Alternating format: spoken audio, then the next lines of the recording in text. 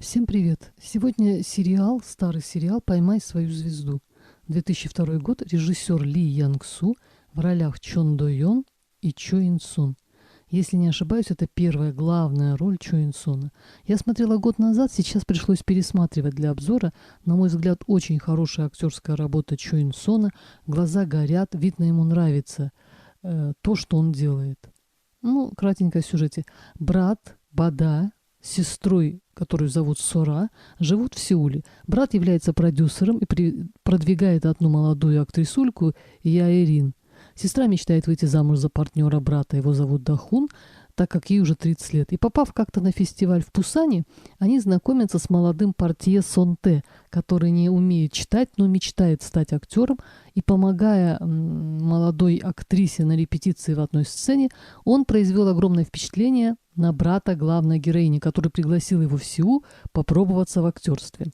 Сонте приезжает. Сначала они не находят общего языка с Сарой, но постепенно у них возникает симпатия. И когда брат заболел, Сара взяла на себя менеджерство и стала работать с Сонте. Учила с ним буквы, учила роли, ходили по кастингам, радовались участию в малюсеньком эпизоде. Им пришлось пройти долгий и сложный путь, не обошлось без кидалова на деньги, потери памяти, козни, ревность, интриги, любит, не любит, вернется, не вернется, предаст, не предаст. В общем, все, без чего не обходится ни один сериал. Конец счастливый. Все, кто любит Чо Ин Сона, получат удовольствие. Вообще, ранний Чо Ин Сон мне нравится больше. Фортепиано, поймать свою звезду. Стиль игры агрессивный, со страстным желанием покорить звездный Олимп.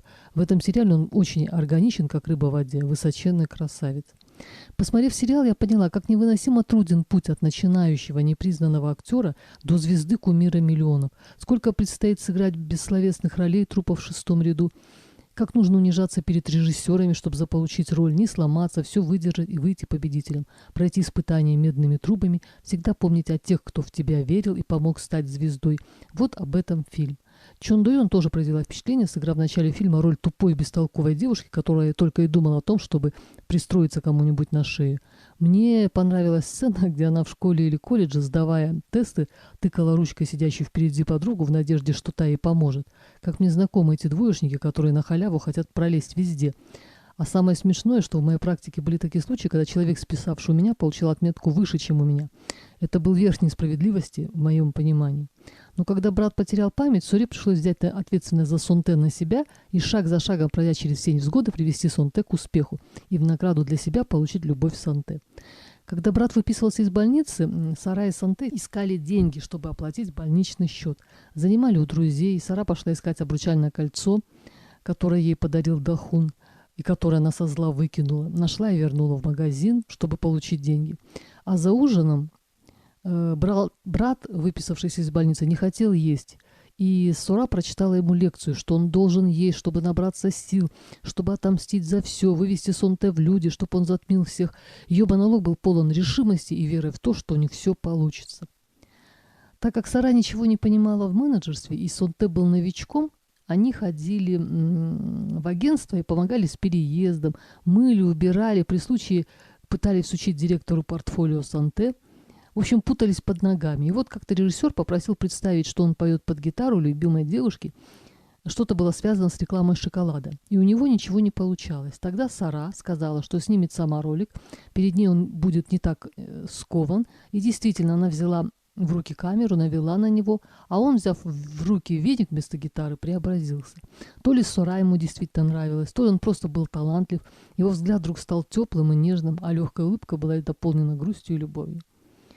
Эту стерву-актрисульку Яэрин хотелось придушить, когда она, зная, что Сонте не умеет читать, подстроила так, что это стало явным, и, естественно, ему отказали в съемке в рекламе шоколада. Когда шли съемки эпизода с поцелуем главной героини, Сонте сильно волновался, так как думал, что эта сцена очень сильно расстроит Сара. И она действительно нервничала. Сцену поцелуя снимали с разных ракурсов, и это было настоящим испытанием для менеджера, которая была старше своего подопечного на 7 лет, и которая боялась, что Сонте влюбится в подлую Яэрин. И тут еще подруга, которая жужжала, что Сонте добьется славы и бросит ее. После премьеры у Сонте было очень много приглашений, и с одного вечера Сара пошла домой, чувствуя себя лишней. Пошла домой пораньше, так Сонте все бросил и побежал за ней. Она села в автобус, А он бежал до дома, поднялся за ней на крышу, и они стали дурачиться. Так это все было мило и трогательно. Кто видел сериал, поймет, о чем я. И песня замечательная, с мужским рокерским баритоном. «Прости, что родился позже тебя. Прости, что оказался необычным парнем», — говорит он Саре перед расставанием, так как брат запретил им встречаться, боясь, что со стороны Санте это ненадолго, так как он моложе ее. А она ему: «Прости, что сначала полюбила другого». Не понимаю брата, но если суждено будет расстаться, расстанутся, переживет и это расставание. Но Сонтей не собирался ее предавать, что заранее готовится к худшему сценарию.